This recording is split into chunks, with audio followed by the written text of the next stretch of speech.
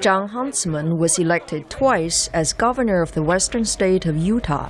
Thank you, John. In 2009, President Obama appointed Huntsman to be Washington's top diplomat in Beijing.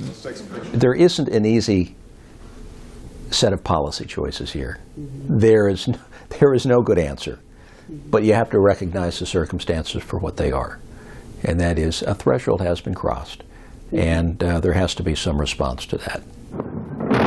Huntsman acknowledges that wars in Iraq and Afghanistan have been costly and hurtful to U.S. prestige, but he says that is not an excuse for inaction. I think we have to learn from those lessons, while at the same time, you do have to recognize that chemical weapons have been used here. Secretary of State John Kerry presented the U.S. case for action in Syria. He says administration officials are well aware of the war weariness many Americans feel. Now, we know that after a decade of conflict, the American people are tired of war.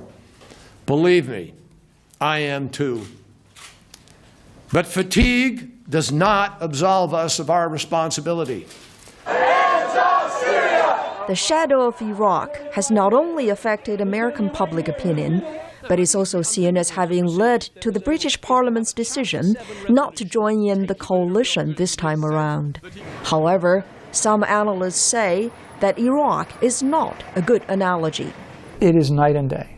It is night and day. Jeffrey Price, a former Pentagon official who teaches at Johns Hopkins University, says there is plenty of intelligence to show that Syria's government was behind the August 21st chemical attack outside of Damascus.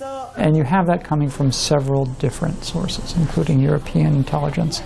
You have the Arab League stating pretty unequivocally that this is something for which they hold the Assad regime accountable.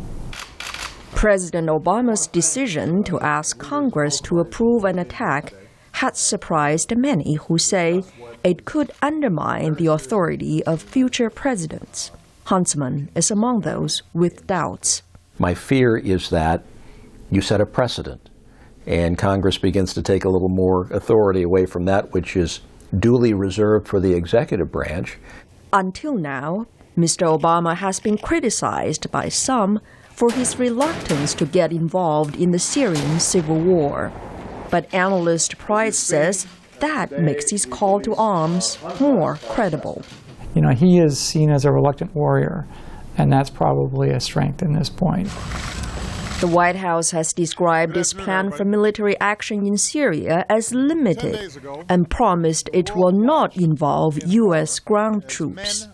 Now it is for the Congress and the American public to decide whether they approve. Natalie Liu, VOA News, Washington.